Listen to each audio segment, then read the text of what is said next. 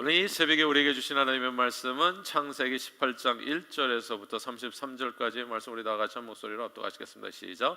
여호와께서 마므레의 상수리 나무들에 있는 곳에서 아브라함에게 나타나시니라. 날이 뜨거울 때 그가 장막문에 앉아있다. 눈을 들어본즉 사람 셋이 맞은편에 서 있는지라. 그가 그들을 보자 곧 장막문에서 달려나가 영접하며 몸을 땅에 굽혀 이르되 내 주여, 내가 주께 은혜를 입었사오면 원하건대 종을 떠나 지나가지 마옵시옵고 물을 조금 가져오게 하사 당신들이 말을 씻으시고 나무 아래서 쉬소서. 내가 떡을 조금 가져오리니 당신들이 마음을 상쾌하게 하시노니 지나가소서. 당신들이 종에게 오셨습니다. 그들이 이르되 내 말대로 그리하라. 아브라함이 급히 장막으로 가서 사라에게 이르되 속히 고운 가루 세 쌀을 가져다가 반죽하여 떡을 만들라 하고, 아브라함이 또 가축대 있는 곳으로 달려가서 기름지고 좋은 송아지를 잡아 하인에게 주니 그가 급히 요리한지라. 아브라함이 엉긴 젖과 우유와 아인이 요리한 송아지를 가져다가 그들 앞에 차려놓고 나무 아래에 모셔서매 그들이 먹으니라. 그들이 아브라함에게 이르되 내 아내 사레가 어디 있느냐 대답하되 장막에 있나이다. 그가 이르되 내년 이맘때 내가 반드시 내게로 돌아오리니 내 아내 사레에게 아들이 있으리라 하시니 사라가 그 뒤에 장막문에서 들었더라. 아브라함과 사라는 나이가 많아 늙었고 사라에게는 여성의 생리가 끊어졌는지라. 사라가 속으로 웃고 이르되 내가 노쇠하였고 내 주인도 늙었으니 내게 무슨 즐거움이 있으리요. 여호와께서 아브라함에게 이르시되 사라가 왜 웃으며 이르기를 내가 늙었거늘 어떻게 나 아들을 낳으리요 하느냐. 여호와께 능하지 못한 일이 있겠느냐. 기한이 이를 때에 내가 내게로 돌아오리니 사라에게 아들이 있으리라. 사라가 두려워서 부인하 이르되 내가 웃지 아니하였느니라. 이르시되 아니라 내가 웃었느니라. 그 사람들이 거기서 일어나서 소돔으로 향하고 아브라함은 그들을 전송하러 함께 나가니라. 여호와께서 이르시되 내가 하려는 것을 아브라함에게 숨기겠느냐. 아브라함은 강대한 나라가 되고 천하 만민은 그로 말미암아 복을 받게 될 것이 아니냐. 내가 그로 그 사식과 권속에게 명하여 여호와의 도를 지켜 의와 공도를 행하게 하려고 그를 택하였나니 이는 나 여호와가 아브라함에게 대하여 말한 일을 이루려 함이니라. 여호와께서 또 이르시되 소돔과 고모라에 대한 부르짖음이 크고 큰 그 죄악이 심히 무거우니 내가 이제 내려가서 그 모든 행한 것이 과연 네게 들린 부르짖음과 같은지 그렇지 않은지 내가 보고 알려하노라. 그 사람들이 거기서 떠나 소돔으로 향하여 가고 아브라함은 여호와 앞에 그대로 섰더니 아브라함이 가까이 나아가 이르되 주께서 의인을 악인과 함께 멸하라 하시나이까. 그 성 중에 의인 50명이 있을지라도 주께서 그것을 멸하시고 그 50 의인을 위하여 용서하지 아니하시리이까. 주께서 이같이 하사 의인을 악인과 함께 죽이시면 부당하며 의인과 악인을 같이 하심도 부당하니이다. 세상을 심판하시니까 정의를 행하실 것이 아니니까. 여호와께서 이르시되 내가 만일 소돔 성 가운데서 의인 50명을 찾으면 그들을 위하여 온 지역을 용서하리라. 아브라함이 대답하여 이르되 나는 티끌이나 재와 싸우나 감히 죽게 하려나이다. 50 의인 중에 5명이 부족하다면 그 5명이 부족함으로 말미암아 온 성읍을 멸하시리까. 이르시되 내가 거기서 45명을 찾으면 멸하지 아니하리라. 아브라함이 또 아뢰어 이르되 거기서 40명을 찾으면 어찌하려 하시나이까. 이르시되 40명으로 말미암아 멸하지 아니하리라. 아브라함이 이르되 내 주여 노하지 마시옵고 말씀하기 없어서 거기서 30명을 찾으시면 어찌하려 하시나이까. 이르시되 내가 거기서 30명을 찾으면 그리하지 아니하리라. 아브라함이 또 이르되 내가 감히 내 주께 하려나이다. 거기서 20명을 찾으면 어찌하시려나이까. 이르시되 내가 20명으로 말미암아 그리하지 아니하리라. 아브라함이 또 이르되 주는 노하지 마옵소서. 내가 이번만 더 아뢰리이다. 거기서 10명을 찾으시면 어찌하려 하시나이까. 이르시되 내가 10명으로 말미암아 멸하지 아니하리라. 여호와께서 아브라함과 말씀을 마치시고 가시니 아브라함도 자기 곳으로 돌아갔더라. 아멘.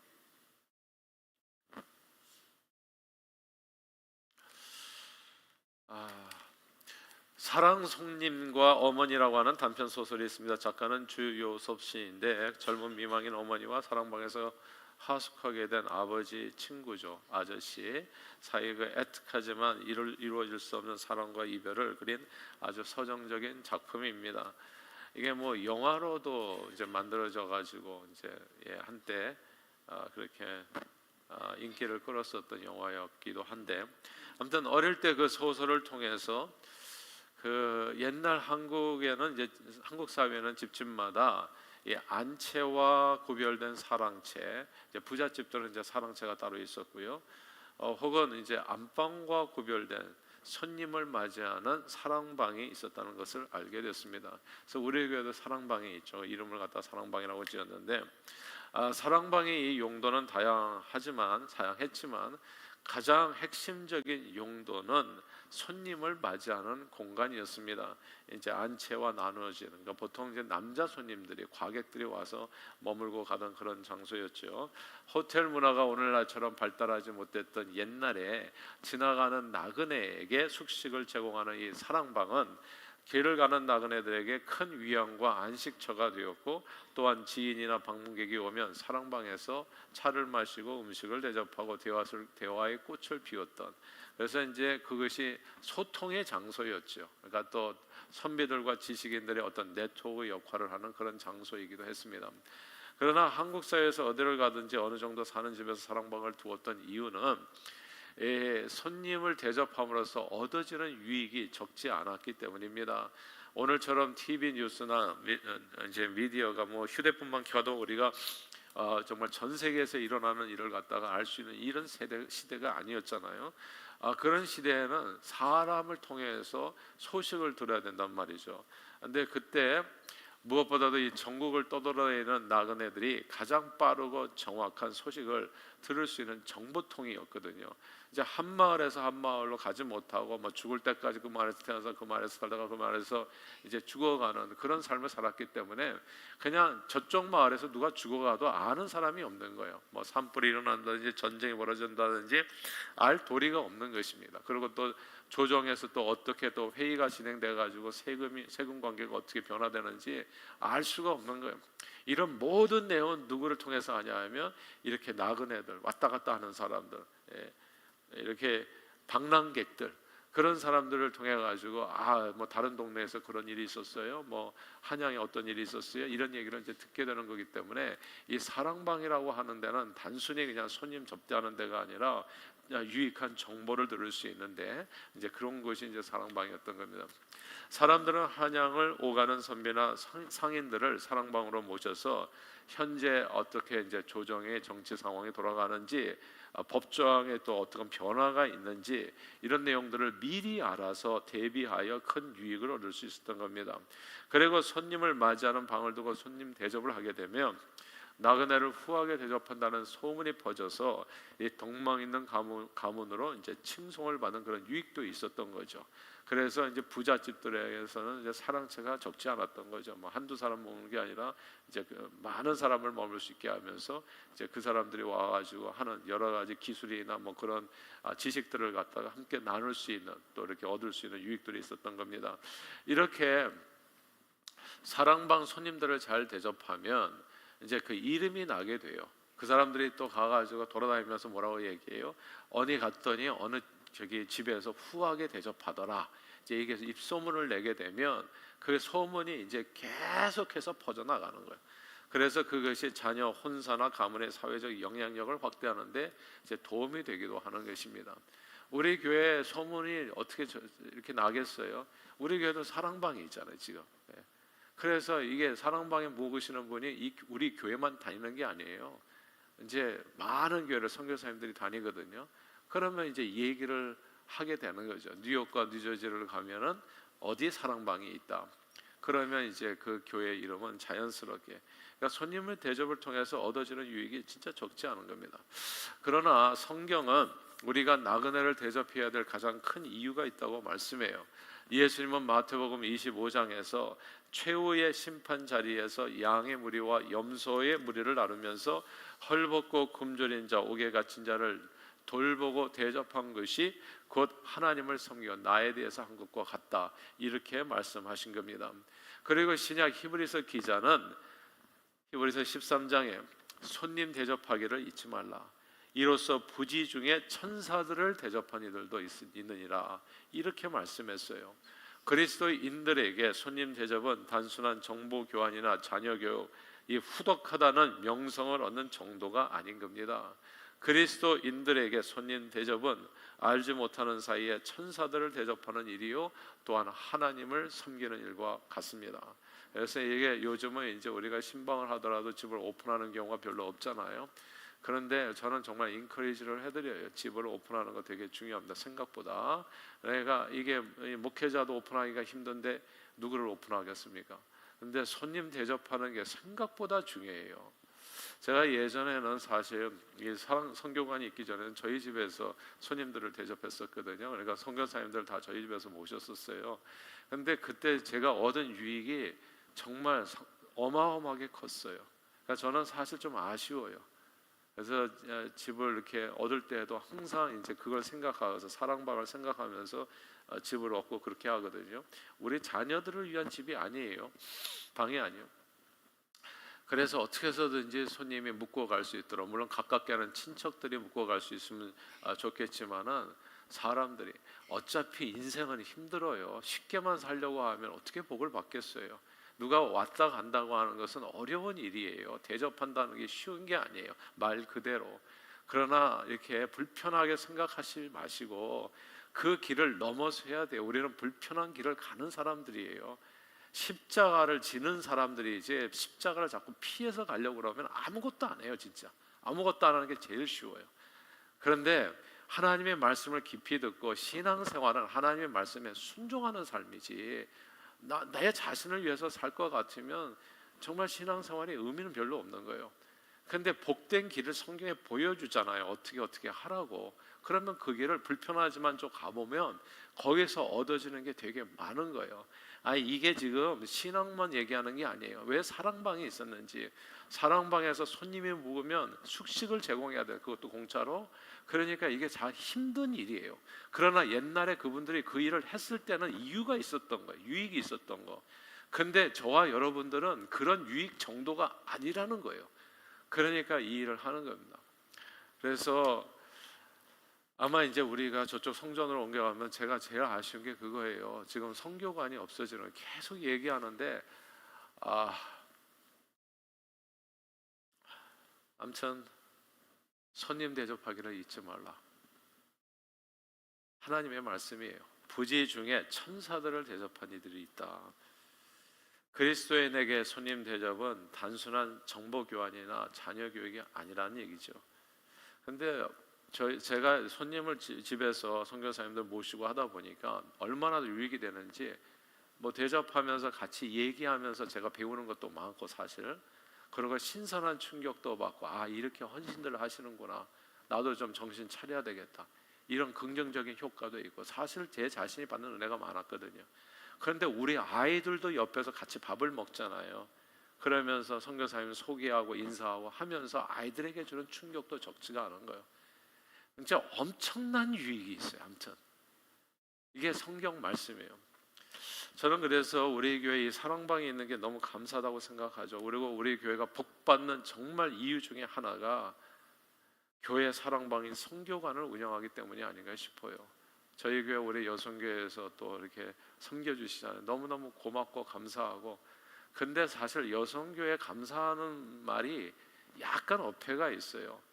저는 그분들이 갈 때는 항상 저한테 감사하다고 얘기하지만 저는 제가 감사하고 싶어요. 제가 우리 집에 찾아와 주신 그 선교사님들에게 제가 감사하고 싶다고요.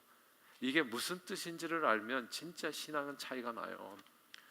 세상은 나를 위해서 사는 게 아니죠. 특별히 신앙생활은 주를 위해서 사는 거고, 그리고 정말 신앙생활은 복받기 위해서 사는 거예요.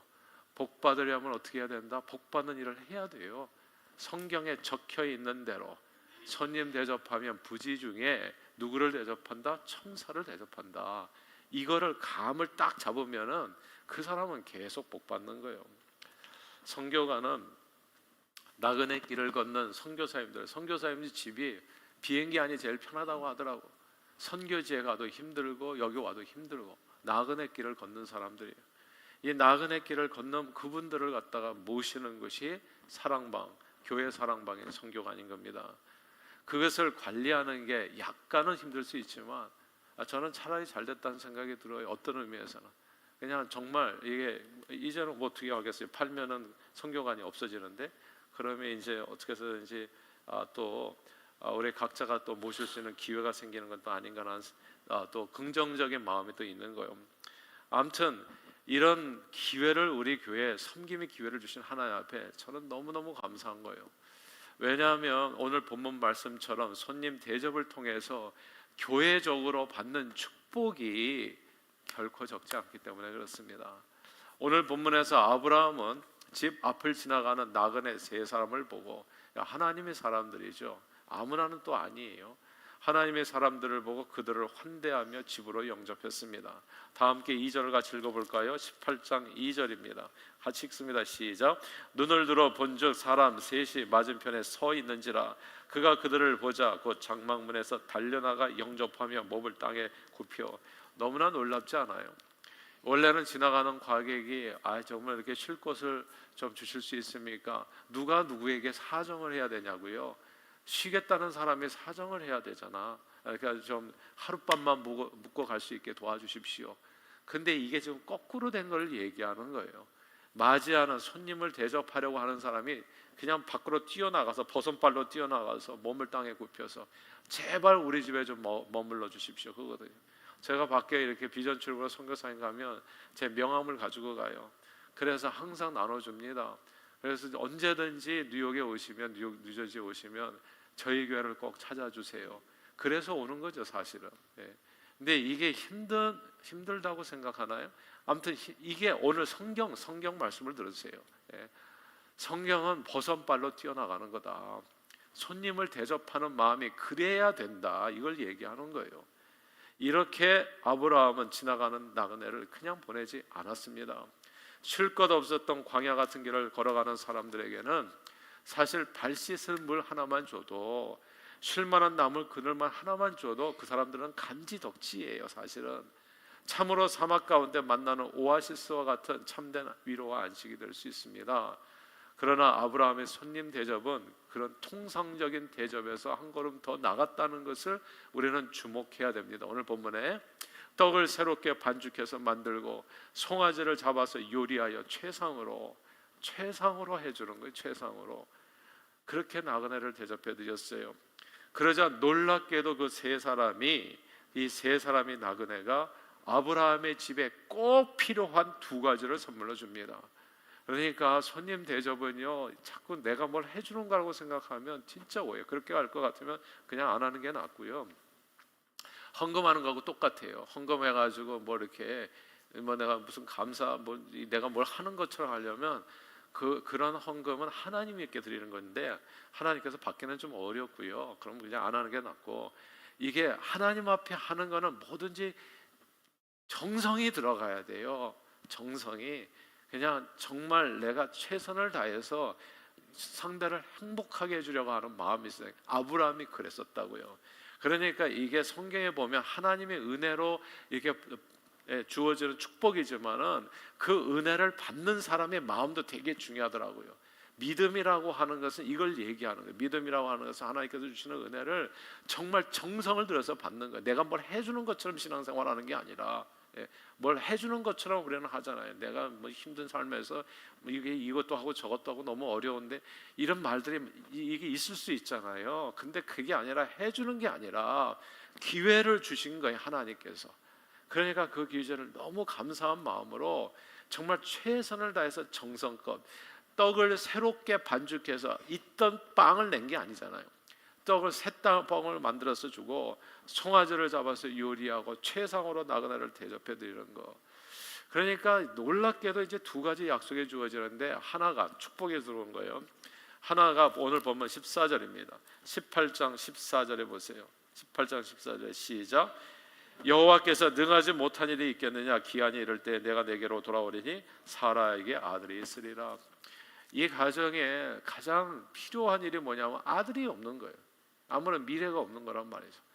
저는 정말 제가 정성껏 하고 싶어요. 왜냐하면 우리 교회 필요가 많거든요. 사실은 이 필요를 누군가는 와가지고 복을 내려주셔야 된다고, 사실. 근데 그 복의 길이 헐벗은 자, 굶주린 자, 나그네 자를 대접할 때 오는 하나님의 축복이란 말이죠.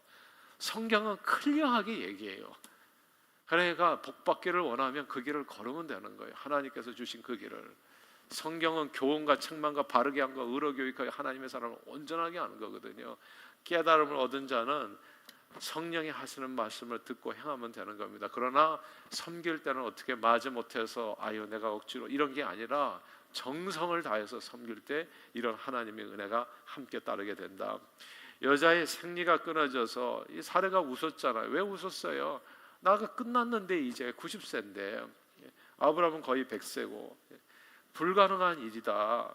근데 그 불가능한 일이 실제로 이루어지는 기적이 됩니다. 물론 하나님께서요, 우리 창세기 15장서부터 보면 이미 약속을 하셨어요. 너를 통해서 내가 사라를 통해서 자식을 줄 거다. 그러나 이제는 나이가 다 들어가지고 99세에다가 89세에다가 이제 이렇게 됐잖아요, 나이가. 그런데 이렇게 돼가지고 완전히 불가능한데, 이 불가능한 이 마지막 고리, 약속은 있었지만 그 약속을 딱 이루는 데 있어서 이게 병 뚜껑을 따는 거죠. 병은 이미 준비되어 있지만 이 병을 뚜껑을 따는 행동이 뭐였다고? 이게 손님 접대였다는 거, 손님 대접이었다는 거. 이거를 잊어서는 안 돼요.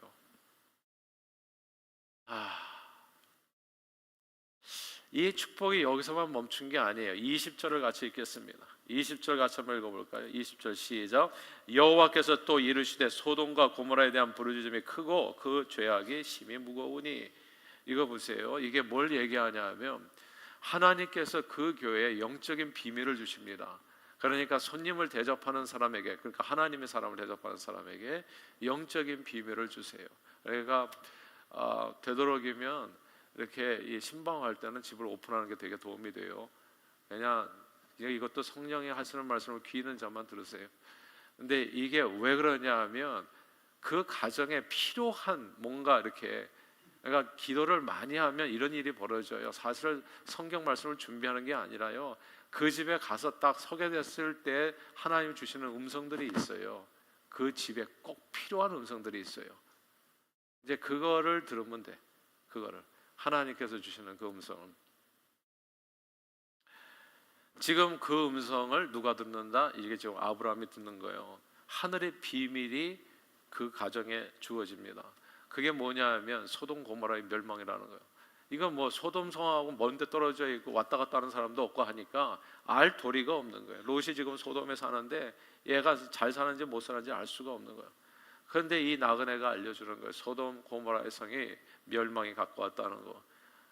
그러니까 아브라함은 처음으로 알게 된 거예요. 손님을 접대하면서 알게 된 새로운 지식인 거예요. 하늘의 비밀인 거죠. 그래서 아브라함은 롯의 위기를 알게 되고, 그리고 그를 위해서 중보 기도를 하게 되면서 그를 살리는 일을 감당하게 됩니다. 예수님은요, 보세요.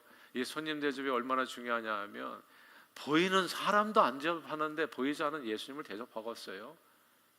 그러니까 그거는 가능한 게 아니에요. 눈에 보이는 형제도 사랑하지 않는 자가 보이지 않는 하나님 사랑할 수 없다. 이게 요한 1서의 말씀이에요. 보이는 손님 대접도 정말 허접하게 하는데 보이지 않는 예수님을 그분이 진짜 마음과 정성과 뜻을 다해서 대접할까요? 그러니까 딱 그 수준이 되는, 보이는 그 수준이 되는 거거든요. 예수님은 우리에게 손님으로 오신 분이에요. 손님으로 그분을 중심에 모시는 게 중요하거든요. 근데 예수님이 이런 말씀을 하셨어요. 지극히 작은 소자에게 한 것이고 나에게 한 것이라. 그러니까 눈에 보이는 나그네를 대접하지 않는데, 청성껏 하지 않는데, 힘들어하는데, 눈에 보이지 않는 예수님을 그분이 쉽게 대접하겠어요? 하는 일이 여전히 바쁜 거지. 다른 일이 더 중요한 게 있는 거지. 이런 내용이 되는 거예요. 사람을 예수님처럼 모시는 삶이 중요합니다. 우리 아들들에게도 내가 항상 가정 예배 드릴 때 얘기하지만 사람을 중요하게 생각해라. 사람을, 누구를 만나든지 그 사람을 통해서 복이 오는 거다. 그리고 사람이 하나님이에요. 어린아이 하나 2절 영접한 게 곧 나를 영접한 거라 얘기하잖아요. 지극히 작은 소자, 사람을 예수님처럼 모시는 삶이 중요합니다. 그러면 반드시 하나님의 축복을 사람을 통해서 받게 돼 있어요. 왜냐하면 사람이 변하거든. 그 사람이 갑자기 세 사람 중에 한 사람이 여호와로 변하는 거든. 원래 우리 집에서 복을 많이 받았어요. 선교사님의 축복을 받았어요. 원래 CNM의 우리 교단의 전통은 이겁니다. 원래 선교관에서 선교사를 모시는 게 아니에요. CNM의 전통은 호텔 방으로 모시는 게 아니라 집으로 모시게 돼 있어요. 선교사님들이 이게 나그네 갔잖아요. 그래서 반드시 그 교회에서, 그러니까 막 줄을 서죠. 내가 오늘은 선교사를 대접하겠다. 그래서 그러니까 숙식을 제공하는 여관집 주인처럼 하는 거예요. 저도 다른 데 가면은 우리 미국 분들 그렇게 모임에 가면은 그렇게 집을 오픈을 하더라고요. 그래서 그 집에서 가가지고 이제 좀 불편해.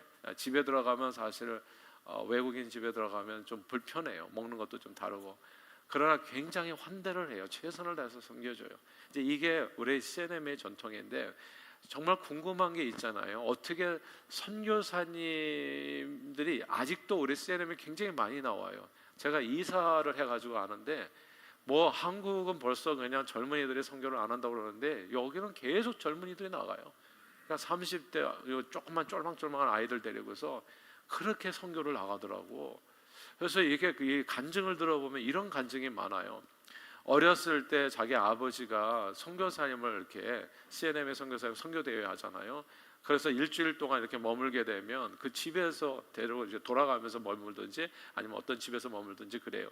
그럼 그 집에서 그 선교사님의 얘기를 어렸을 때부터 들었다고 얘기를 하더라고요. 그러니까 현장에 가는 선교사로 나가는 사람이 간증이에요. 어떻게 선교사가 되냐고 그랬더니 이렇게 얘기하는 거예요. 자기가 어렸을 때 우리 아버지가 이렇게 선교사님 모시고 와가지고 우리 집에서 같이 밥 먹고 하면서 그러면서 선교를 알았다. 그러니까 어린 나이에 하나님 주의 종이 어떻게 살아가는지를 얘가 같이 밥 먹으면서 배운 거예요. 그래가지고 그 아이가 컸을 때 또 선교로 나가게 되더라고. 우리는 한국은 가니까 이런 전통이 없어요. 그러니까 젊은이들이 그 부모님 세대는 교회 와가지고 이렇게 선교사님이 얘기를 듣지만 자녀들은 거의 선교사님을 만날 기회도 없고 이렇게 돼버리는 거예요. 그러니까 그런 환경 속에서 크니까 나중에 젊은이들이 누가 선교를 합니까? 그러니까 이제 계속해서 단절이 되어지는 거죠. 지금은 호텔로 모시는 경향이 많아졌는데 사실은 사랑방이 답인 것입니다. 오늘 본문이 주는 시사하는 바가 정말 적지가 않습니다. 오늘 말씀을 잘 들으시고요. 신구약 성경에 주신 하나님의 말씀의 메시지가 있어요. 늘 손님 대접에 앞장서는 저와 여러분들이 되셔서 정성껏 손님 대접을 통해서 주시는 하나님의 놀라운 축복을 범사에 풍성히 누리는 우리 모두가 되기를 주의 이름으로 축원합니다. 하나님 아버지 고맙고 감사합니다. 오늘 주신 놀라운 말씀들 마음에 새기게 해주세요. 아브라함이 어떻게 했는지, 그를 통해 가지고 아브라함이 받은 복이 무엇이었는지, 이게 다 하나님 앞에 생수가 준비되었는데 그 꼭지를 따는 것은 손님 대접이었다는 것. 항상 주변을 돌아보고 서로 친절하게 하고 관용을 베풀고 나누기에 힘써서 정말 손님 대접에 있어 부지간에 정말 주의 종들을 대접하고 천사들을 대접하여 하나님께서 그 각 가정에 주시는 놀라운 은혜와 축복을 반드시 받아 그 축복을 온 세상과 소통하여 많은 영혼을 구원하는 데 쓰임받는 저희 모두가 되도록 축복해 주옵소서. 예수님 이름으로 기도합니다. 아멘.